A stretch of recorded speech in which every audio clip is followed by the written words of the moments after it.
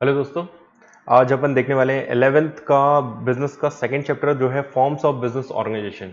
इसके बारे में थोड़ा सा पहले बता देता हूं कि इसमें आप देखेंगे कितने तरीके होते हैं बिजनेस करने के। अलग अलग तरीकों में कैसे कैसे आप बिजनेस कर सकते हो। और फिर उसके बाद हम देखेंगे कि भैया इसमें थोड़ा सा कंपनी के बारे में बताया गया है कि कंपनी कैसे स्टार्ट होती है, कंपनी को कैसे बनाया जाता है। ये सारी बातें इसमें कवर है। तो ये थोड़ा लेंदी चैप्टर है लेकिन आपके लिए बहुत इंपॉर्टेंट है क्योंकि ज्यादातर एग्जाम में इससे क्वेश्चन आते हैं। चलिए, तो फॉर्म्स ऑफ बिजनेस ऑर्गेनाइजेशन सबसे पहले मैं बता दूं कि 5 टाइप के यहाँ पर फॉर्म्स ऑफ बिजनेस ऑर्गेनाइजेशन यहाँ पे बताए गए हैं। जो है पहला सोल प्रोप्राइटरशिप, यहाँ पर जो सिंगल पर्सन एक बिजनेस चला रहा है, मतलब वो अकेला ही सब कुछ संभालेगा, उसके रिस्क पूरे उसके हैं, प्रॉफिट भी होगा तो वो पूरा उसका होगा, कैपिटल जो इन्वेस्ट होना है वो सारा अकेले वो खुद करेगा।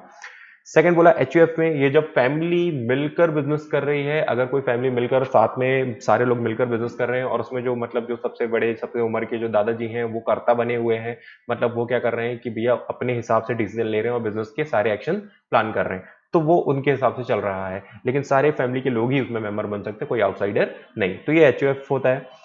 फिर होता है पार्टनरशिप, ये तीसरा है। ये बोलता है कि भैया अगर आप अपने दोस्तों के साथ मिलकर या कुछ ऐसे जो लोग जिनके साथ आप बिजनेस करना चाहते हो मिलकर आप बिजनेस कर रहे हैं, साफ तरीके से एग्रीमेंट बने हैं या आपने बिल्कुल क्लियर किया है कि अगर प्रॉफिट होगा तो हम आपस में कैसे शेयर करने वाले हैं, अगर लॉस होगा तो हम किस तरीके से आप बियर करने वाले हैं, ये सारी चीजें आपको क्लियर हो जाती है पार्टनरशिप में कि भैया एक बिजनेस आप लोग मिलकर कर रहे हो।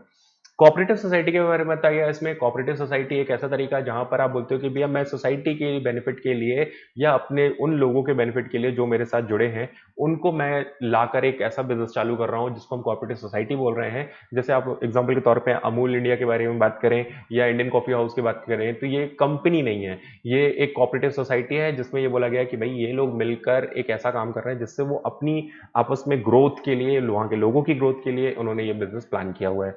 नेक्स्ट जिनका फिर उसके बाद है जॉइंट स्टॉक कंपनी। ये नॉर्मल कंपनीज के बारे में बताया गया है, वो कंपनीज जो आपको मतलब सुनने में आती हैं कि भैया ये कंपनीज हैं, बड़ी कंपनीज हैं जिन्होंने हो सकता है लोगों से पैसा उठाया होगा और मतलब शेयर के तौर पे कि भैया शेयर इशू करें और फिर पैसा उठाया है और फिर उसके बाद काम कर रहे हैं, ये जॉइंट स्टॉक कंपनी इनके बारे में बात कर रहे हैं।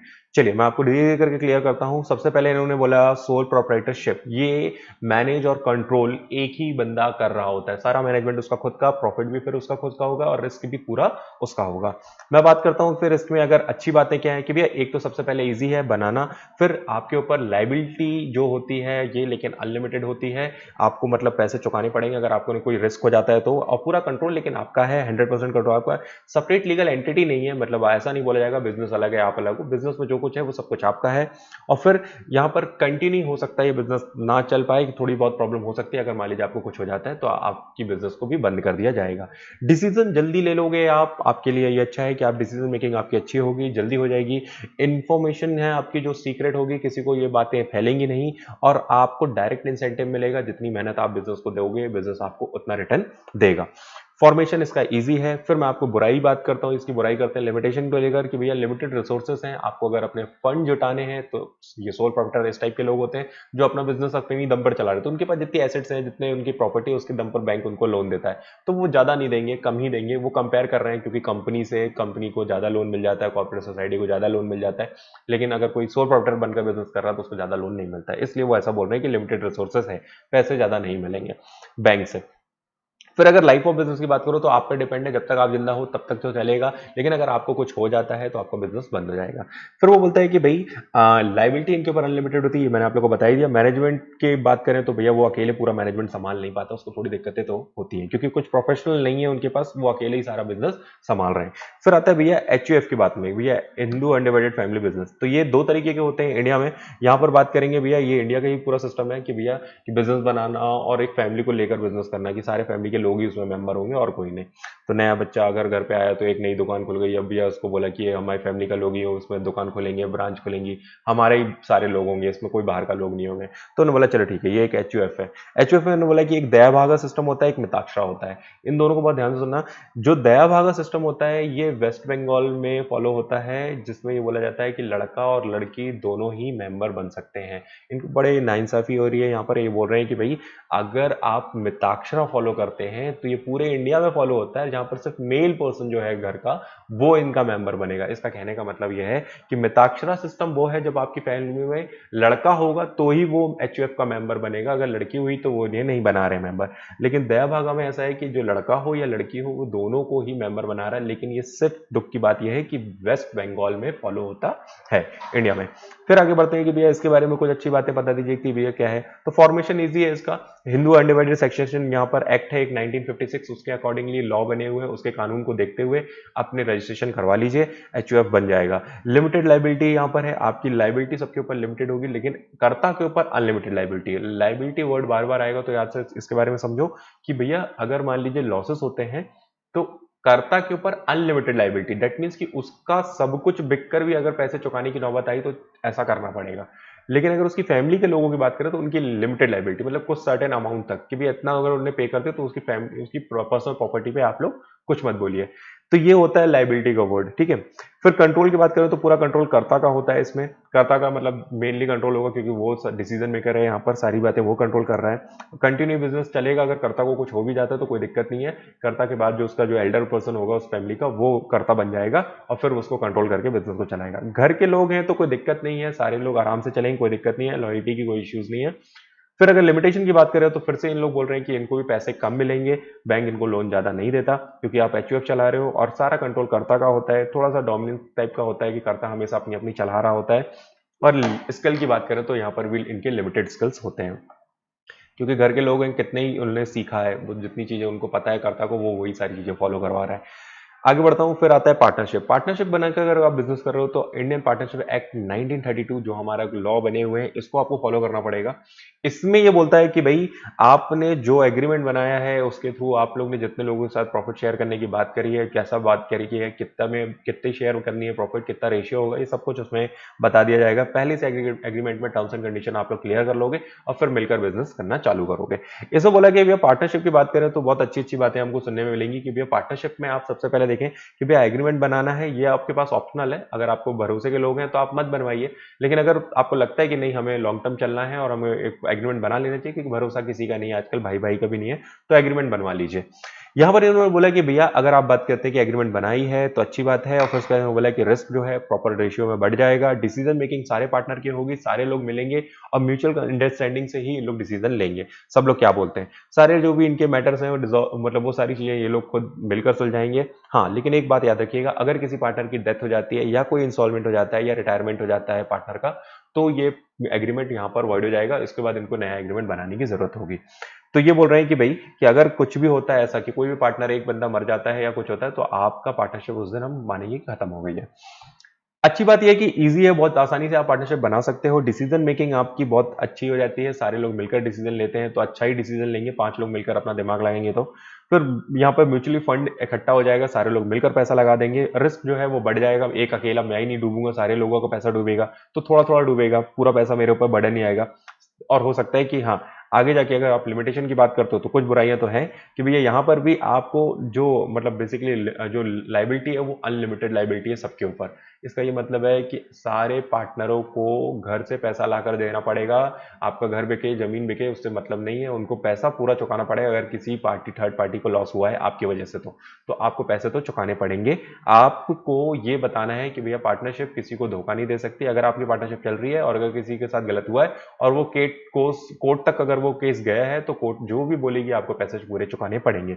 लाइबिलिटी मतलब आपके ऊपर अनलिमिटेड हो गए। लिमिटेड रिसोर्सेज आपको पैसे नहीं मिलते ज्यादा, क्योंकि पार्टनरशिप को फिर से कंपेयर किया जा रहा है कंपनी और कोऑपरेटिव सोसाइटी से, क्योंकि इनको ज्यादा लोन मिल जाता है, इनको नहीं मिलता, इसलिए लिमिटेड रिसोर्सेज की बात कर रहे हैं, इनके पास ज्यादा पैसा नहीं हो सकता। पार्टनरशिप पे कौन भरोसा करेगा और कौन पैसे देगा उनको। कॉन्फ्लिक्ट होता है, हाँ झगड़े होते हैं आपस में, कई बार बातें मिलती नहीं एक दूसरे से तो लड़ाइयाँ होती हैं। फिर कंटिन्यू की बात करें तो वो कंटिन्यू भी नहीं चलता, क्योंकि हमें मालूम है कि भाई वो एक बंदा भी डेथ होगी तो हो सकता है कि कुछ दिक्कतें हो जाएं, फिर से हमको चेंज करना पड़ता है पार्टनरशिप को। फिर पब्लिक कॉन्फिडेंस, यहाँ पर लोगों को भरोसा कभी पार्टनरशिप पे नहीं होता, कंपनी पे वो ज्यादा भरोसा करता है, बोलता है भाई कंपनी है, बड़ी कंपनी है, भागेगी नहीं, उसको काम देना पसंद करता है। पार्टनरशिप को लोग काम देना पसंद नहीं करते। फिर आता है हमारी टाइप्स ऑफ पार्टनर, ये बहुत इंपॉर्टेंट टॉपिक है। ये बोलता है भैया कितने तरीके के पार्टनर हो सकते हैं। तो एक होता है एक्टिव पार्टनर, जो तो नॉर्मल पार्टनर है भाई, ये तो मतलब आपके बिजनेस में प्रॉपर बैठेगा भी, मैनेजमेंट भी संभालेगा और उसके साथ साथ आपके डिसीजन में भी हाथ देगा, सब कुछ करेगा। काम भी यही करेगा। तो एक्टिव पार्टनर मतलब जिसने पैसा भी लगाया है और रिस्क भी पूरा है, कोई दिक्कत नहीं है, बिल्कुल नॉर्मल पार्टनर जैसा। एक होता है स्लीपिंग पार्टनर। स्लीपिंग पार्टनर कैसा कि भाई सो रहा है क्या भैया, हाँ सो रहा है भाई, ये तो इसने क्या किया, सिर्फ पैसे लगा दिए आपके बिजनेस में, इसको कोई लेना देना नहीं है, आपका बिजनेस चले ना चले, आप उसका जो प्रॉफिट होगा वो उसको दे देना। हाँ अगर लॉसेस होंगे तो वो बांटने के लिए तैयार है, वो बोल रहा है कि अगर लॉसेस होते हैं तो कोई दिक्कत नहीं, मैं देने को तैयार हूँ, लेकिन वो आप पे भरोसा कर रहा है कि भैया मैं पैसे दे देता हूँ, आप लोग करिए। ये शाहरुख खान जैसे लोग हैं, इनके पास पैसा बहुत है, लेकिन वो क्या बोल रहे हैं कि भैया ले लीजिए पैसा, मेरा पैसा ले लीजिए, बिजनेस आप लोग संभालिए, मेरे पास टाइम नहीं, मैं तो अपनी एक्टिंग वैक्टिंग में बिजी हूँ, तो आप लोग प्रॉफिट जो होगा वो मुझे दे देना, अगर अगर रिस्क होगा तो देख लेंगे, कोई दिक्कत नहीं है, हम दे देंगे वो भी, क्योंकि उनको लॉस भी इतना बड़ा नहीं लग रहा है। फिर एक होता है सीक्रेट पार्टनर। सीक्रेट पार्टनर वो जो ये बोल रहा है भाई पैसे तो मैं दे ही रहा हूँ आपकी पार्टनरशिप में, मुझे भी पार्टनर बनना है, मैंने सीक्रेट पार्टनर हूं, लेकिन मेरा नाम डिस्क्लोज नहीं करना पब्लिक के सामने। ये नेता टाइप के लोग हैं कि मतलब इन्होंने बोला कि पब्लिक के सामने इमेज बची रहे, तो इन्होंने क्या कर दिया, इन्होंने बोला मेरा नाम डिस्क्लोज मत करना, मैं आपको पैसे दे रहा हूं, आप करिए काम, कोई दिक्कत नहीं, हाँ लॉसेस जो होगा वो भी बेयर करने को मैं तैयार हूं। याद रखना लाइबिलिटी के केस में ये लोग अपना हाथ पीछे नहीं कर सकते, लाइबिलिटी इनके ऊपर हमेशा अनलिमिटेड होंगी, हाँ बाकी सारी चीजें आपके ऊपर है। फिर एक होता है नॉमिनल पार्टनर। ये होता है कि इसका नाम बहुत है, इसका गुडविल बहुत है, ये एक ऐसा पार्टनर है जिसके आपके बिजनेस में आए जाने से हो सकता है आपको प्रॉफिट होने लगे, क्योंकि इसका नाम ऑलरेडी मार्केट में है, तो उसकी गुडविल अच्छी है। तो उसने बोला कि आप उसकी गुडविल उसके नाम का यूज कर लो। ऐसा पार्टनर जो एग्री कर रहा है, बोलता भाई मेरे नाम का यूज कर लो और अपना बिजनेस चलाओ, कोई दिक्कत नहीं है। बदले में वो ये बोल भी रहा है कि अगर मैं, जरूरी है कि मैं अपना कंट्रीब्यूशन दूं या ना दूं, लेकिन हाँ ये वो बोल रहा है कि भाई अगर लॉस हुआ तो ये क्या पीछे हट सकता है, तो नहीं, ये पीछे तो नहीं हट सकता, इसको पैसे तो चुकाने पड़े, क्योंकि तुम्हारे नाम के चक्कर में लोगों ने इस पर भरोसा किया, इस पार्टनरशिप फॉर्म पे, और पैसे लगाए, और कल को अगर कुछ होता है तो भैया आपको पैसे चुकाने पड़ेंगे, क्योंकि आपके नाम यूज कर रहे हैं वो पार्टनरशिप फर्म, तो आपको भी पैसा देना पड़ेगा। फिर पार्टनर बाय स्टॉपल होता है। स्टॉपल ये होता है कि भाई ये, अब ये सारे केस ऐसे हैं कि बेटा कोई फंस रहा है पार्टनरशिप में, भैया 3 पार्टनर हैं, उन्होंने उनमें से एक पार्टनर ऐसा है जो पार्टनर है लेकिन छुप के निकल रहा था जब लाइबिलिटी चुकाने की बारी आई, तो इनको पकड़ा जा रहा है। तो ध्यान से देखो, सबसे ये 5वां बोलता है पार्टनर बाय स्टॉपल, मतलब एक ऐसा बंदा है जो मतलब बार बार आगे चढ़कर ऐसा दिखा रहा है कि भाई मैं ऐसा कर दूंगा, वैसा कर दूंगा, मैं ये कर दूंगा, वो कर दूंगा, आप लोग टेंशन मत लो, सब करो, पैसा दो, कोई दिक्कत नहीं, मैं सारा काम करा दूंगा। बंदों ने पैसा दे दिया, उसके बाद में फिर उसने क्या बोलते हैं, उसको सबने बोला कि भाई, ये बोला गया कि ये भी पार्टनर है, मिला हुआ था, बोले बाद में सब लोग बोल रहे नहीं नहीं, ये ओनर तो सिर्फ 3 थे, ये तो मतलब ऐसे ही है, लेकिन हमने बोला नहीं ये भी पार्टनर है, मिला हुआ है, क्योंकि ये बंदा आगे बढ़ बढ़ के काम करवा रहा था। तो ऐसे लोगों को भी हमने क्या मान लिया, बाय स्टॉपल पार्टनर मान लिया है। फिर partner by holding out. Partner by holding out ये लगभग लगभग सेम है, लेकिन ऐसा है, ध्यान से समझना, कि एक ऐसा बंदा जिसको हमने बोला कि भाई तुम भी पार्टनर थे ना, तुमने भी किया है ना, और वो डिनाई नहीं कर रहा, वो मना नहीं कर रहा है, वो शांत खड़ा है, तो हम मानेंगे कि वो भी पार्टनर है। इसका मतलब वो भी लायबल हो गया है पैसे देने के लिए। ऐसी सिचुएशन तब आ जाती है जब कभी किसी को कोई चीट करता है, पैसे चुकाने की बारी आती है, तो हम उन सबको पकड़ते हैं जितने लोग उसमें मिले हुए थे। तो उसमें हो सकता है कि ऐसे स्टॉपल और होल्डिंग आउट टाइप के पार्टनर आपको दिख जाएं, जिनको आपको क्या करना है, जिनसे आपको पैसे रिकवर करवाने होंगे। फिर आता है भाई types of partner. Types of partnership.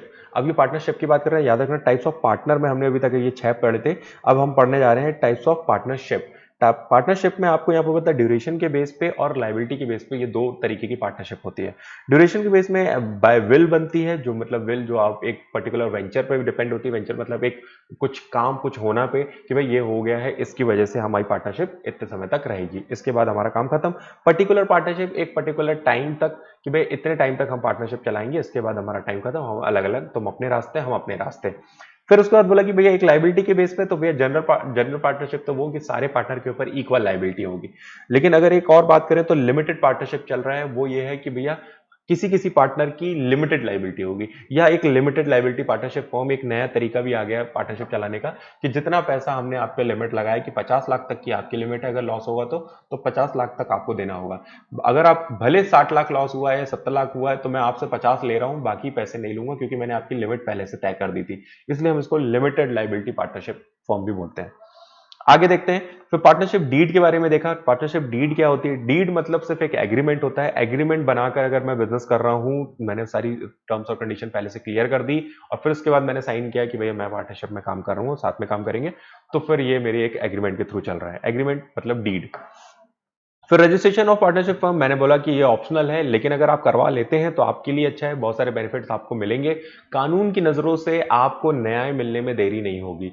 ये बोलते हैं कि भैया पार्टनरशिप अगर आप रजिस्टर करा लोगे तो, लेकिन अगर आपने पार्टनरशिप रजिस्टर नहीं कराई है तो आप बस वही प्रूव करिए और साबित करिए कि मतलब कहाँ गलती है, क्या है, कैसा है। उसके बाद अगर माना गया तो ठीक होगा, नहीं तो फिर कोई चांसेस नहीं है।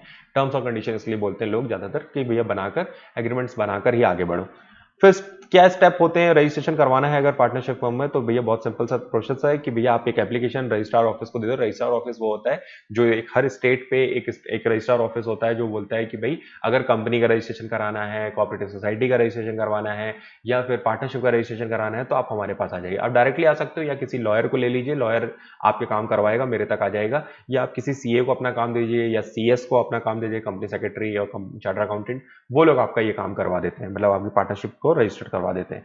यहाँ पर सिग्नेचर होंगे सारे पार्टनर के, एक प्रिस्क्राइब फीस होगी जो आपको देना होगा और आपको बाद में एक सर्टिफिकेट मिल जाएगा। वो सर्टिफिकेट आपका क्या होगा, एक प्रूफ होगा कि भैया आपने पार्टनरशिप रजिस्टर्ड कर दी है। फिर मैं आपको बताता हूं कोऑपरेटिव सोसाइटी के बारे में। ये एक वॉलंटरी एसोसिएशन कहलाता है। वॉलंटरी मतलब होता है मन से, हमारी मन की मर्जी से हमने उसमें पार्ट लिया है। तो वॉलंटरी एसोसिएशन मतलब ग्रुप की लोग मिलकर एक मेंबर बनकर एक मेंबर की वेलफेयर के लिए कोई यूनिट बना रहे हैं। जैसे मैंने आपको एग्जांपल दिया अमूल इंडिया और इंडियन कॉफी हाउस, ये एक कोऑपरेटिव सोसाइटी है। ये लोग ऐसा काम क्यों कर रहे हैं भैया, कोऑपरेटिव सोसाइटी बनाकर काम करने का क्या फायदा है? तो सबसे पहले तो आप लोग वॉलंटरी मेंबर बन सकते हो, आपको मन करे तो बनिए, नहीं तो नहीं। सेपरेट लीगल एंटिटी बन जाती है, मतलब कोऑपरेटिव सोसाइटी एक अलग बन जाती है। मतलब अमूल इंडिया ऐसी बन गई है कि भैया उसके नीचे जितने लोग काम कर रहे हैं वो बदलते रहेंगे, लेकिन अमूल इंडिया को कोई नहीं हिला सकता। वो एक कोऑपरेटिव सोसाइटी है जिसके अंदर बहुत सारे लोगों का रोजगार चल रहा है, मतलब कि काम चल रहा है, पैसे मिल रहे हैं उनको।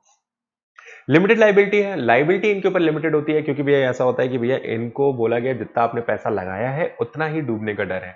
मतलब बिल्कुल सिंपल तरीका कंपनी के केस में जैसा होता है और वैसे ही कोऑपरेटिव सोसाइटी में कि जितना आपने इन्वेस्ट किया था ना कैपिटल में, उतना ही से आपका बिजनेस स्टार्ट हुआ। अब अगर कुछ डूबेगा तो वही पैसा आपका डूबेगा, इससे ज्यादा नहीं कि आपका घर बार नहीं बिकेगा, ऐसा कुछ नहीं है। आपको उतना ही पैसा डूबेगा जितना आपने इन्वेस्ट किया था इनिशियली कैपिटल के फॉर्म पे।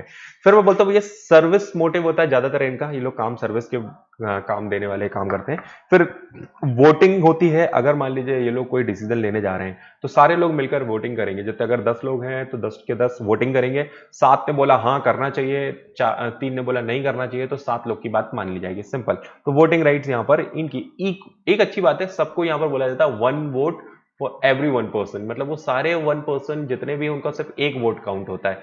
अच्छा ये क्यों बता रहे हो भैया, ये इसलिए क्योंकि बेटा कंपनी के केस में ऐसा नहीं होता। कंपनी के केस में जिसके नंबर ऑफ शेयर्स ज्यादा होते हैं, जिसने कंपनी में ज्यादा कैपिटल लगाया होता है, तो उसकी वोटिंग की वैल्यू भी ज्यादा होती है। तो रेशियो होता है कि भाई आपकी वोटिंग की वैल्यू ज्यादा होगी क्योंकि आपके पास आपने शेयर ज्यादा लगाए हैं कंपनी में, और आप मतलब क्या, अब सीधी बात है अंबानी की ज्यादा चली जाएगी। अंबानी की क्यों चलेगी कंपनी में, क्योंकि भैया सबसे ज्यादा पैसे उसके लगे हुए हैं। तो वोटिंग राइट उसका बोलता है भैया, वोटिंग उसका रेशियो वाइज जाएगा। लेकिन कोऑपरेटिव सोसाइटी में ऐसा कुछ नहीं होता, बहुत अच्छी बात है। आप 10 लाख रुपए लगाओ या 10 लाख रुपए लगाओ या 1 लाख रुपए लगाओ या कोई 1 करोड़ लगाए, उससे हमें कोई फर्क नहीं पड़ता। वोटिंग हम एक ही काउंट करेंगे, एक वोट एक पर्सन का। तो बहुत अच्छी बात है ये कोऑपरेटिव सोसाइटी को लेकर, इसलिए यहाँ पर कोई ओनरशिप की राइट्स को लेकर कोई हल्ला नहीं होता। फिर फिर यहाँ पे बोलता है भैया कि भैया एक इकोनॉमिकल होता है, सस्ता पड़ता है, गवर्नमेंट सपोर्ट इनको बहुत ज्यादा मिलता है कि गवर्नमेंट सपोर्ट करती है कोऑपरेटिव सोसाइटीज को। क्योंकि भैया सीधी सी बात है, आप बेनिफिट के लिए काम करो, सोसाइटी के बेनिफिट के लिए काम करो, तो गवर्नमेंट कई तरीके की छूट देती है। मतलब इलेक्ट्रिसिटी कम कर देती है, टैक्सेस कम लेती है, वाटर सप्लाई आपको थोड़े समय के लिए फ्री देती है। तो बहुत सारी ऐसी चीजें हैं, फॉर्मेशन आपका ईजी है। हाँ एक बात अब कि भैया कुछ बुराई करनी है तो भैया इन्होंने बोला कि इनके ऊपर भी लिमिटेड रिसोर्सेस हैं, मतलब पैसे इनको ज्यादा नहीं मिलते। कंपनी को ज्यादा पैसे मिल जाते हैं, अगर वो कंपनी लोन लेने जाएगी तो उसको ज्यादा पैसे मिलेंगे, इनको थोड़ा कम मिलेगा। बात करते हैं कि भैया मैनेजमेंट, यहाँ पर इनका मैनेजमेंट भी थोड़ा सा ऐसा रहता है कि भाई थोड़े से तो अच्छे रहते हैं, पार्टनरशिप और का सोल प्रॉपर्टी रहते हैं, क्योंकि अच्छे लोग इनको मिल ही जाते होंगे, लेकिन फिर भी इस लेवल पे नहीं पहुंच सकते कि हम माने कि बहुत अच्छा काम कर लेंगे। गवर्नमेंट कंट्रोल करती है ज्यादातर, गवर्नमेंट बोलती है कि मैं सपोर्ट करती हूँ, लेकिन क्या होता है कि ज्यादातर इनके जो गवर्नमेंट इसमें हमेशा टांग अड़ाती रहती है कि ऐसे करो वैसे करो ऐसे करो। तो कोऑपरेटिव सोसाइटी को वो मानना पड़ता है, क्योंकि गवर्नमेंट उन्हें सपोर्ट करती है तो उनकी सुननी भी पड़ेगी। थोड़ा सा कंट्रोल गवर्नमेंट का रहता है। फिर आगे बढ़ता हूं कि भैया टाइप्स ऑफ कोऑपरेटिव सोसाइटी ऐसी कितनी है जो चल रही है मार्केट में। मार्केट में बेटा जो चल रहा है वो तो ये कंज्यूमर कोऑपरेटिव सोसाइटी, कंज्यूमर के बिहाफ के लिए, कंज्यूमर को ठगा ना जाए, लूटा ना जाए, उनको बचाने के लिए बनी है। फिर प्रोड्यूसर कोऑपरेटिव सोसाइटी, जो छोटे छोटे प्रोड्यूसर्स हैं, मतलब गुड्स बनाते हैं, उनको बचाने के लिए कि भैया कहीं बड़े प्लेयर उनको खत्म ना कर दें, तो इनकी सुनी जाए और इन लोग मिलकर अपना अपना एक ग्रुप बनाकर चलाएं। मार्केटिंग कोऑपरेटिव सोसाइटी की भैया लोग सामान तो बनाकर रेडी कर दे रहे हैं, लेकिन बेचे कहाँ नहीं पता, कहाँ जाएगा, कैसे बेचें, कैसे कहाँ ट्रांसपोर्ट होना चाहिए, इंडिया के बाहर ले जाकर कैसे बेचें। तो मार्केटिंग कोऑपरेटिव सोसाइटी इन्हें हेल्प करती है कि इनका सामान बाहर जाकर बेचे। फिर उसके बाद फार्मर्स कोऑपरेटिव सोसाइटी की भैया आप किसानों को देख सकते हो कि इनकी एक यूनिटी बन रही है कि ये लोग ऐसी कोऑपरेटिव सोसाइटी बना रहे हैं जिससे इन लोगों को फार्मिंग को लेकर इनको हेल्प मिले, इनकी इनकी बातें सुनी जाए। ये सारी चीजें। फिर क्रेडिट कोऑपरेटिव सोसाइटी जो इनको इजीली लोन प्रोवाइड कर दे, क्योंकि इनके पास प्रॉपर्टी नहीं है तो इनको आप लोन नहीं देंगे, तो इनकी खेती वेती देखकर थोड़ा बहुत लोन मिलता रहे, तो ये कोऑपरेटिव सोसाइटी जो इनको लोन प्रोवाइड करवा रही है, फाइनेंस के काम इनके सॉल्व कर रही है। फिर एक और कोऑपरेटिव सोसाइटी जो हाउसिंग कोऑपरेटिव सोसाइटी, आप लोग ने स्मॉल हाउसिंग और ये सब देखे होंगे कि भैया छोटे छोटे हाउस गवर्नमेंट बनाकर दे रही है किसको, गरीबों को। तो ये सब चीजें कोऑपरेटिव सोसाइटी के अलग अलग पार्ट बताए, कितने टाइप के कोऑपरेटिव सोसाइटी होते हैं जो किसी ना किसी तरीके से सोसाइटी के बेनिफिट के लिए काम कर रहे हैं और गवर्नमेंट इनको सपोर्ट भी कर रही है। ठीक है, आगे बढ़ते हैं। Joint stock company. Joint stock company के मैंने बताया कि एसोसिएशन ऑफ पर्सन, मतलब ग्रुप ऑफ पर्सन, ग्रुप मिलकर एक काम कर रहा है, बिजनेस एक्टिविटी कर रहा है। वो ऐसा कि कंपनी एक्ट के थ्रू जितने भी रूल्स और रेगुलेशंस हैं इन सबको फॉलो करेगा, और कंपनी एक्ट में जो मुझे प्रोसीजर बताएगा कि कैसे कंपनी को रजिस्टर्ड कराना है, ये सारी चीजें भी वो फॉलो करेगा। ध्यान से देखिए कि भैया जॉइंट स्टॉक कंपनी में होता क्या है। सबसे पहले कंपनी को इन्होंने आर्टिफिशियल पर्सन माना है, मतलब कि अगर आपने एक बार कंपनी को रजिस्टर्ड किया तो हम ये मानेंगे कि भैया कंपनी एक आर्टिफिशियल पर्सन बन गई है। मतलब आज से उसके खुद के राइट्स होंगे, वो खुद का बैंक अकाउंट रखेगी, उसके खुद के एसेट्स होंगे। अब आप सिर्फ उस कंपनी के अंडर में काम करने वाले बंदे हो गए। यहां पर सेपरेट लीगल एंटिटी माना गया है उसे, क्योंकि भैया ये बोल रहे हैं कि कंपनी अब अलग हो गई है और आप अलग हो, आप मैनेजमेंट के लोग हो गए हो और कंपनी एक अलग ही चीज बन गई। अब आपको अगर कुछ हो भी जाता है एक बार कंपनी रजिस्टर्ड होने के बाद, तो कंपनी को कुछ नहीं होगा, कंपनी जिंदा रहेगी। भले डायरेक्टर अब कोई और बन जाएगा, कोई और चलाएगा उसको, लेकिन कंपनी चलती रहेगी, कंपनी खुद के रूल्स और रेगुलेशन बन जाएंगे। थोड़ा डिफिकल्ट प्रोसेस है इसको, मतलब रजिस्ट्रेशन कराना कंपनी का थोड़ा सा डिफिकल्ट है, इतनी आसानी से नहीं बनती रजिस्ट्रेशन बनाना, उसको उसको उसका प्रोस्पेक्टस बनाना, मतलब ये सारी चीजें बहुत काम की चीजें हैं जो मतलब कंपनी को बनाते समय यूज होगी। मैं अभी आपको समझाता हूँ वो कैसे होता है। अच्छी बात यह है कि लाइबिलिटी इनके ऊपर लिमिटेड होती है, मतलब जितने लोगों ने जितना पैसा लगाया कंपनी में उतनी ही लाइबिलिटी होगी इनकी। ट्रांसफर होता है ये इनका इंटरेस्ट, मतलब कि आप चाहो तो अपने शेयर ट्रांसफर कर सकते हो। अब आपको कंपनी का पार्ट नहीं रहना तो अपने शेयर किसी और को बेच दीजिए, कल से वो आपकी कंपनी की जगह आ जाएगा, मतलब वो डायरेक्टर बन जाएगा या फिर वो मतलब उस कंपनी के शेयर होल्डर बन जाएगा। आप हट जाइए, कोई दिक्कत नहीं है, बिल्कुल इजिली आप अपने शेयर बेच सकते हो। स्टॉक एक्सचेंज में आपके अपने शेयर कभी भी बेचे जा सकते हैं। प्रोस्पेक्टस जो है वो आपके कंपनी के वो चीज होती है, डॉक्यूमेंट होते हैं जिसमें आप कंपनी के बारे में बताते हो, कंपनी क्या है, कैसे है, क्या कर रही है, वो सारी चीजें आप बताते हो।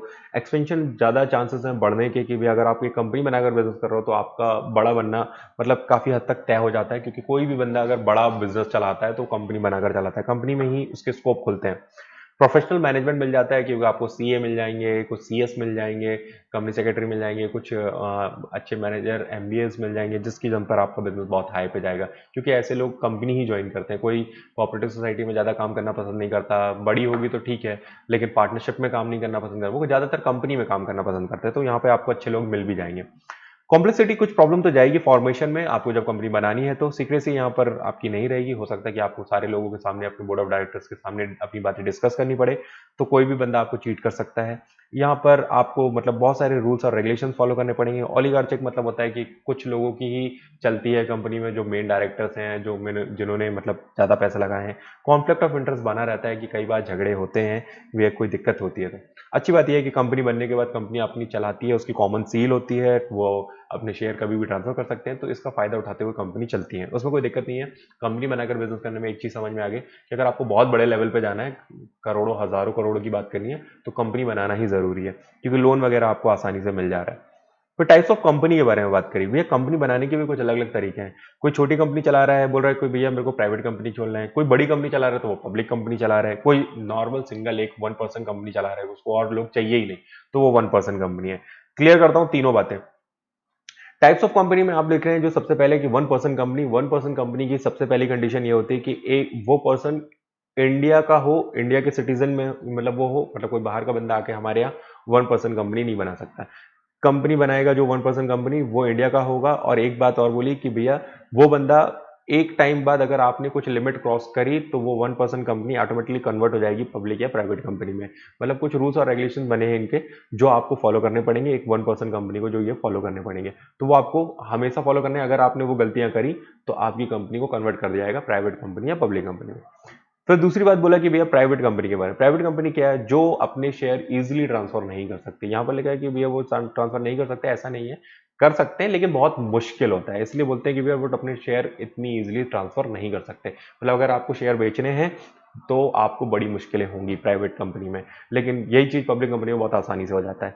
तो मिनिमम बोल रहे हैं भैया कितने लोग प्राइवेट कंपनी में मेंबर होंगे, तो 2 लोग होंगे मिनिमम मेंबर, और मैक्सिमम 200 से ज्यादा नहीं हो सकते, मतलब ज्यादा से ज्यादा 200 लोग, इससे ज्यादा नहीं। तो इन्होंने बोला कि मिनिमम 2 लोग होंगे, प्राइवेट कंपनी खोल रहे तो 1 पर्सन कंपनी में सिंगल 1 पर्सन ही होगा, कोई दिक्कत नहीं है। जनरल पब्लिक को आप इनवाइट नहीं कर सकते, मतलब कि जनरल पब्लिक से आप पैसे नहीं ले सकते, मतलब उनको अपने शेयर इश्यू करके पैसे नहीं ले सकते। पेड अप कैपिटल आपका 1 लाख होना चाहिए या 1 लाख से ज्यादा। प्राइवेट लिमिटेड वर्ड आपकी कंपनी के आगे लगना चाहिए, मतलब प्राइवेट के आगे हमेशा, प्राइवेट कंपनी के आगे लिमिटेड वर्ड दिखेगा, प्राइवेट लिमिटेड लिखा होगा। लेकिन अब देखना आप पब्लिक कंपनी के बारे में, पब्लिक कंपनी कैसी होती है, पब्लिक कंपनी का पेड अप कैपिटल 5 लाख से ज्यादा का होगा, मिनिमम 7 लोग इसमें आएंगे, 7 लोग मिनिमम आएंगे, और मैक्सिमम यहां पर कोई लिमिट नहीं है, मतलब कितने भी लोग हो सकते हैं जो पब्लिक कंपनी है। जैसे आप टाटा की बात करें, रिलायंस की बात करें, ये पब्लिक कंपनी है, आप देखेंगे इनके सामने क्या लिखा है, टाटा, टाटा लिमिटेड, कहीं भी प्राइवेट वर्ड नहीं यूज हुआ, तो वो पब्लिक कंपनी है, ऐसे आपको समझ में आ जाएगा। रिलायंस लिमिटेड, डेट मीन्स वो भी एक पब्लिक कंपनी। पब्लिक कंपनी का मतलब ही है कि उनके शेयर मार्केट में इशू हुए हैं और लोगों ने इन्वेस्ट किया है और उसके पैसे से वो कंपनी चल रही है, जो भी उसका प्रॉफिट होगा तो वो बाद में शेयर होल्डर को बांटा जाएगा डिविडेंड के तौर पे, डिविडेंड के तौर पे उनको दिया जा सकता है, और वो प्रॉफिट उनके डायरेक्टर्स ये सारी चीजें पहले से तय करते हैं कि कितना डिविडेंड उन्हें बांटना है। जनरल पब्लिक को ये इनवाइट कर सकते हैं, मतलब जनरल पब्लिक को वो कभी भी पैसे देकर, पैसे मतलब ये शेयर इशू करके पैसे ले सकते हैं, उनको कोई रोक टोक नहीं है। लेकिन प्राइवेट कंपनी के साथ ऐसा नहीं है, प्राइवेट कंपनी अगर काम कर रही है तो जनरल पब्लिक से पैसे नहीं ले सकती, मतलब वो शेयर इशू नहीं कर सकती पब्लिक को। फिर मेंबर की बात करें तो भैया पब्लिक कंपनी में अपने शेयर को वो इजीली ट्रांसफर कर सकते हैं, कोई दिक्कत नहीं है। जिसको जब शेयर बेचने की जरूरत है, लगता है मुझे पैसे की जरूरत है, तो अपने शेयर स्टॉक मार्केट में जाइए और बेच दीजिए। Bombay stock exchange, national stock exchange, ये 2 नाम आपने मुझसे सुने होंगे, जिसमें जाकर अपने अपने शेयर को बेच दीजिए, बस आपके शेयर लिस्टेड होने चाहिए। फिर आगे बढ़ते हैं कि भैया यहाँ पर बिजनेस, जो बेसिकली आप कैसा बिजनेस चलाना चाहते हो, कौन सा बिजनेस ऑर्गेनाइजेशन आपको पसंद है, कौन सा चूज करोगे, तो डिपेंड करेगा। आप कॉस्ट देखिए कि कॉस्ट कितनी है, सेटिंग कॉस्ट कितनी है, सेटअप जो आप सेटअप लगाने वाले हो उसका सेटअप कॉस्ट कितना है, लाइबिलिटी कितनी है, कंटिन्यू चलेगा कि नहीं, मैनेजमेंट कैपेसिटी आपके अंदर है कि नहीं है, आपको कैपिटल कितना लगाना है, कंट्रोल कितना होगा, और नेचर ऑफ बिजनेस आप कौन सा यूज कर रहे हो। ये सारी बातें अगर आपको पता है तो आप अपने हिसाब से जो भी बिजनेस करना चाहते हो वो करिए। फिर उन्होंने बताया कि फॉर्मेशन ऑफ कंपनी, कंपनी की 3 क्राइटेरिया बताया कि कैसे कंपनी बनती है। सबसे पहले बोला प्रमोशन, दूसरा बोला इनकॉर्पोरेशन, तीसरा बोला कैपिटल सब्सक्रिप्शन। प्रमोशन, प्रमोशन के वर्ड को मैं बहुत अच्छे से क्लियर करना चाहूंगा। प्रमोशन जो वर्ड है वो ये बोलता है कि भैया जब आप वो सारे स्टेप जो ले रहे हो जिससे आपको पता चल रहा है कि आपका बिजनेस क्या है, कैसे करोगे और कैसे आप कंपनी को रजिस्टर करोगे, कंपनी को फॉर्म करोगे, वो प्रमोशन है। लेकिन ये एक्टिविटी करता कौन है, करता है प्रमोटर। प्रमोटर कौन, वो पहला बंदा जिसने आइडिया सोचा है बिजनेस के लिए और उस आइडिया के लिए काम कर रहा है, उस आइडिया को कन्वर्ट करने में काम कर रहा है कि भैया उसने सोचा था कि उसे कंपनी बनानी है और इस आइडिया के साथ काम करना है, तो वो है प्रमोटर। तो प्रमोटर वो बंदा जिसने पहला आइडिया सोचा और फिर जब वो रजिस्टर्ड करवाता है कंपनी को, तो उसमें जो प्रोसेस होती है उसको हम बोल रहे हैं प्रमोशन। ठीक है, इसको वो प्रमोशन मत समझना जो मार्केटिंग वाला प्रमोशन है, ये वो फॉर्मेशन वाला है जो कंपनी को बनाया जा रहा है। फिर बोला कि भैया जो प्रमोटर है इसके क्या है, इसका काम क्या है, तो ये बेसिकली क्या करता है, ये बिजनेस अपॉर्चुनिटी ढूंढता है कि भैया क्या बिजनेस हो सकता है, फिजिबिलिटी देखता है, टेक्निकल फीजिबल है कि नहीं, मतलब टेक्नोलॉजी उसके पास अवेलेबल है कि नहीं, फाइनेंशियल देखता है कि भाई इसके पास पैसे हैं कि नहीं, और इकोनॉमिकल है कि नहीं, उसको मतलब प्रॉफिट होगा या नहीं। फिर नेम अप्रूवल के लिए वो जाता है, नेम अप्रूवल वो रजिस्ट्रार ऑफिस के पास जाएगा। मैंने बताया जैसे एमपी का रजिस्ट्रार ऑफिस ग्वालियर में है, वो उनके पास जाएगा, बोलेगा भैया मेरा नाम जिस नाम से मैं कंपनी खोलना चाहता हूँ क्या वो खुल जाएगा, क्योंकि भैया सेम नाम नहीं होना चाहिए जो ऑलरेडी पहले से अप्रूव्ड है, पहले से ऐसी कंपनी चल रही है, वो नाम आपको नहीं मिलेगा, आपको नेम अप्रूवल लेना पड़ेगा नए नाम के साथ। सिग्नेचर होगा सबका मेमोरेंडम ऑफ एसोसिएशन में। मेमोरेंडम क्या है मैं आपको थोड़ी देर से बताता हूं, बस अभी ये समझो कि एक इंपॉर्टेंट फॉर्म है जो आपको फिल करके जमा करना है जब आप रजिस्ट्रेशन कराने जाओगे कंपनी का, तो प्रमोटर ये साइन करवा के देगा। फिर सारे प्रोफेशनल को भी अपॉइंट करेगा, जो भी उसमें डायरेक्टर बनने वाले हैं उनको अपॉइंट करेगा, जो उनकी कंपनी का सीए बनने वाला है उसको अपॉइंट करेगा, जो सीएस बनने वाला है उसको अपॉइंट करेगा, उसके बाद उनके साइन करवाएगा और फिर वो डॉक्यूमेंट जाकर जमा करेगा, तब जाके कंपनी रजिस्टर्ड होगी। इसमें बहुत सारे ऐसे डॉक्यूमेंट्स हैं जो उसको नेसेसरी डॉक्यूमेंट माना गया है कि भाई ये जमा करिए तब आपकी कंपनी रजिस्टर्ड होगी। तो वो जो बंदा ये सारी चीजें करवा रहा है वो प्रमोटर है, और जैसे ही वो रजिस्टर्ड हो जाएगी तो वो क्या बन जाएगी, कंपनी। जब तक वो रजिस्ट्रेशन नहीं हुआ है तब तक वो कंपनी नहीं बनी है, अभी तक आप क्या कर रहे हो, चक्कर ही काट रहे हो। फिर आप रजिस्ट्रार ऑफिस के पास जाते हो, मेमोरेंडम ऑफ एसोसिएशन जमा करके, तो ये एक पावर और ऑब्जेक्टिव बुक है जिसमें आप बताते हो कि भैया मेरी कंपनी क्या करेगी, उसके पास क्या क्या पावर होंगे, ये सारी चीजें आप बताते हो। और मतलब इसमें आप बोलते हो कि भैया जिस तरीके से मैं अपने बिजनेस में जो ऑब्जेक्टिव लेकर चल रहा हूँ वो बातें मैं इसमें क्लियर करता हूँ। नेम क्लॉज की मतलब कि मैं उसमें क्या क्या मेरी कंपनी का नाम होगा। रजिस्ट्रार ऑफिस कहाँ है, तो आप बताएंगे कि भैया मेरा रजिस्ट्रार ऑफिस जैसे ग्वालियर में है, एमपी में अगर आपका बिलोंग करते हो आप एमपी से। तो फिर ऑब्जेक्टिव क्लॉज जहां पर आप बताएंगे दो, कि एक मेन कि भैया मेरा मेन ऑब्जेक्टिव ये है मेरा बिजनेस, जैसे कि मैं बोलता हूँ कि भैया मेरा मेन ऑब्जेक्टिव है कि टीचिंग, टीचिंग मेरा मेन ऑब्जेक्टिव। तो मैं ऑब्जेक्टिव अगर मैं मेमोरेंडम बनाऊंगा तो उसमें लिखूंगा टीचिंग, कि मेरा यहाँ पर टीचिंग और क्लासेस जो है मेन ऑब्जेक्टिव है। फिर अदर ऑब्जेक्टिव इन्होंने एक जोड़ा है तो मैंने उसमें डाल दिया हॉस्टल, हॉस्टल मेरा एक सेकेंडरी ऑब्जेक्टिव है, कि मतलब कि भैया हॉस्टल भी खोल दूंगा, साथ में मेरे दो बिजनेस हो गए, मतलब एक टीचिंग और प्लस हॉस्टल। तो जो बच्चा मेरे से पढ़ रहा है, बाहर से जो बच्चा आ रहा है वो आज हॉस्टल में रुक रहेगा। लाइबिलिटी की बात करते हैं भैया, लाइबिलिटी क्लॉज में मेरे पास जितना पैसा मैंने जमा किया है और जितना पैसा मेरा मतलब लोगों से बचा है लेना, वो मैं लाइबिलिटी में लिख दूंगा कि भाई मेरा कितना पैसा बच रहा है, कितने लोगों ने मेरे को कितना पैसा दे दिया और कितना बच गया है, जो पैसा वो मुझे चुकाएंगे, वो लाइबिलिटी क्लॉज में आ जाएगा। कैपिटल क्लॉज के जितने पैसे से मैं अपने बिजनेस को स्टार्ट कर रहा हूं। फिर एसोसिएशन क्लॉजेस मतलब कि जितने ग्रुप के लोग मेरे साथ मिलकर बिजनेस कर रहे हैं। अब आता है आर्टिकल ऑफ एसोसिएशन। भैया ये दो मेन बातें थी, मेमोरेंडम एसोसिएशन और आर्टिकल ऑफ एसोसिएशन, इसको लेकर बहुत क्वेश्चन पूछे जाएंगे। मेमोरेंडम आपकी वो चीज थी जो आप बेसिक चीजें, जो इंफॉर्मेशन थी आपकी, जो आपकी कंपनी को बनाने में काम कर रही थी। अब आपको बताया जाएगा कि थोड़ा डिटेल में कि भैया आपकी कंपनी के रूल्स और रेगुलेशंस क्या होंगे जो इंटरनल मैनेजमेंट को संभालेंगे। तो वो उसके लिए आपको पूरी किताब लिखनी पड़ जाएगी, बिल्कुल बहुत मोटी। तो वो आपके क्या है, रूल्स और रेगुलेशंस। आर्टिकल्स की बात करें तो कंपनी बनाती है अपने आर्टिकल्स की, उसके रूल्स और रेगुलेशंस क्या होंगे, कैसे वो काम करेंगे, ये सारी चीजें उसमें डिटेल में लिखेंगे और वो उनकी पावर्स होंगी, उसके अंडर में ही रहकर वो काम करेंगे। इसको भी वो रजिस्टर ऑफिस में जमा करेंगे। फिर इनकॉर्पोरेशन ऑफ कंपनी, कंपनी का रजिस्ट्रेशन होना कंपनी एक्ट 2013 के थ्रू, जिसमें डॉक्यूमेंट उसको जमा करने होंगे, जो मैंने आपको बताया। पहला तो मेमोरेंडम, दूसरा मैंने बताया कि article of association. Article of association अगर आप नहीं बनाना चाहते, आप सोच रहे बहुत लंबी किताब लिखनी पड़ जाएगी, तो टेबल एफ आप अडेप्ट कर सकते हो, जो पहले से कंपनी एक्ट में बनाकर रखे हैं। मतलब उसमें आपको बस अपने नाम एडिट करने हैं हर जगह, और वो आपको सेम बिल्कुल कॉपी पेस्ट कर दीजिए, सेम जैसी बातें उसमें लिखी हुई है, आपको जैसा करना है। तो पब्लिक लिमिटेड कंपनी में के लिए आप टेबल एफ यूज करते हो। टेबल एफ मतलब कंपनी एक्ट जो है पूरा लॉ है, उसके अंदर आप देखेंगे कि भैया कंपनी फॉर्मेशन करने जा रहे हो तो टेबल एफ आप अडॉप्ट करिए, बिल्कुल वही कॉपी पेस्ट कर दीजिए, आपको नया बनाने की जरूरत नहीं पड़ेगी, वरना आप रूल्स और रेगुलेशन बनाते बनाते पागल हो जाओगे, कंपनी पता नहीं कब स्टार्ट होगी। फिर आप यहां पर क्या कर सकते हो, कॉपी पेस्ट कर सकते हो। रिटर्न कंसल्ट ले लो डायरेक्टर से कि भैया डायरेक्टर्स के ऊपर कोई प्रेशर नहीं है, आप साइन करके दीजिए, भैया आप लोग मेरे साथ काम करने को तैयार है। अपनी एग्रीमेंट सारे तैयार करिए, जिसमें मैनेजिंग डायरेक्टर कौन है, मैनेजर कौन है, ये सारी बातें बताइए। फिर उसके बाद बताइए कॉपी और रजिस्ट्रार, मतलब ये रजिस्ट्रार को भी दे दीजिए और वो रजिस्ट्रार कॉपी आपके पास भी एक कॉपी रहेगी।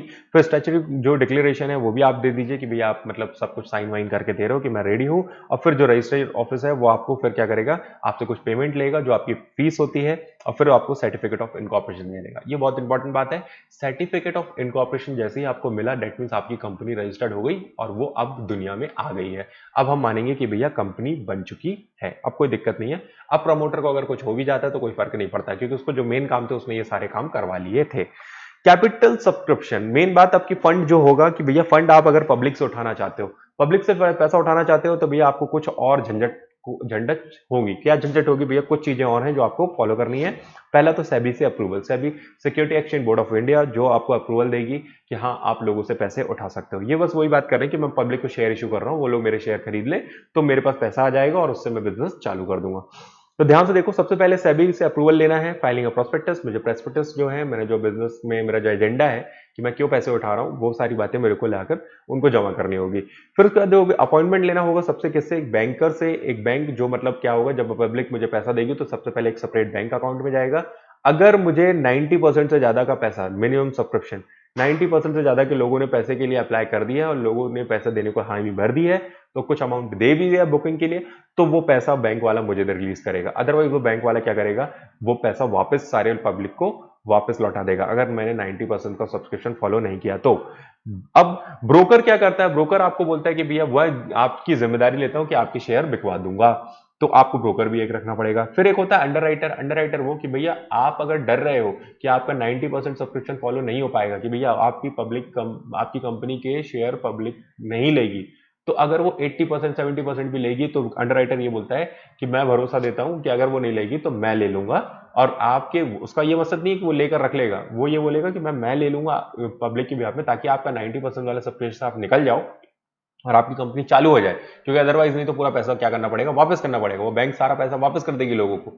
तो वो बोल रही है कि भैया, अंडरराइटर बोल रहा है कि मैं आपको भरोसा दे रहा हूं कि आप बिजनेस को, आप मतलब आप जो आपका जो शेयर इशू है वो 90% तक मैं पहुंचा दूंगा, मैं खरीद लूंगा वो शेयर, और फिर उसके बाद मैं धीरे धीरे मार्केट में उसको क्या कर दूंगा, बेच दूंगा, उससे कुछ कमीशन लूंगा, वो सारी चीजें आपको बता दिएगा कि भैया ब्रोकर भी आपसे कुछ कमीशन लेगा, अंडरराइटर भी कुछ पैसे लेगा, और बैंकर ने आपको साफ बोला है कि भैया, अगर बैंक वाला बोल रहा है अगर आपका 90% पूरा हो गया तो मैं आपका पूरा पैसा आपको ट्रांसफर कर दूंगा, अगर नहीं हुआ तो आपकी कंपनी को कुछ भी पैसा नहीं मिलेगा, सारा पैसा हम पब्लिक को वापस लौटा देंगे जो उन्होंने शेयर के नाम पर आपकी कंपनी पे लगाए थे। बहुत बड़ी बात है। इसी को बोलते हैं मिनिमम सब्सक्रिप्शन। इसको हम 90% के क्राइटेरिया से देख रहे हैं कि 90% से ज्यादा हो जाना चाहिए। 90% अगर आप पैसा इकट्ठा हो गया तो हम मानेंगे मिनिमम सब्सक्रिप्शन फुलफिल हुआ है। अगर 90% से 89% भी हुआ है तो हम नहीं मानेंगे कि कहीं से भी ये फुलफिल हो पाए। तो ये पूरा पैसे आपको पब्लिक को वापस लौटाने पड़ेंगे जो आप लेना चाहते थे अपने बिजनेस को स्टार्ट करने के लिए, या बिजनेस को स्टार्ट करने के लिए, या बिजनेस में कुछ नया काम करने के लिए आप ले सकते हो। फिर उसको बोलते हैं एक एप्लीकेशन आपको स्टॉक एक्सचेंज में भी देनी होगी ताकि वो लोग आपको अनुमति दे दें कि आप मार्केट में शेयर लॉन्च कर सको। ये सारे अप्रूवल लेने के बाद ही आप क्या कर पाएंगे, पब्लिक से पैसा उठा पाएंगे। अगर आपको बोलते हैं कि भैया अगर आप बिजनेस स्टार्ट कर रहे हो तो ऐसी कौन सी चीजें हैं जो आप पहले ध्यान में रखेंगे, तो लाइन ऑफ बिजनेस आप सोच लो कि आप कौन सा लाइन सोच रहे हो, कौन सा बिजनेस करना चाहते हो। फिर उसका साइज कितना बड़ा है वो बिजनेस ये देख लो। ओनरशिप आप कैसी चाहते हो, मतलब पार्टनरशिप ओनरशिप चलाते हो या फिर मतलब आप देख रहे हो कि नहीं मेरे को तो मतलब शेयर होल्डर बनकर चलना है, तो ऐसे कुछ कर कर देखो। फिर लोकेशन आप कहां पर खोलोगे अपने बिजनेस को, फाइनेंस पैसा कहां से आएगा, फिजिकली पॉसिबल है कि नहीं, प्लांट लेआउट कैसा होगा, वर्कफोर्स आपके पास है या नहीं, टैक्स प्लानिंग आपकी क्या है, टैक्स वगैरह आप कैसे पे करेंगे। फिर अगर आपको सब क्लियर है तो लॉन्च कर दो business. Thank you so much बच्चों, मिलेंगे फिर नेक्स्ट वीडियो में। ओके।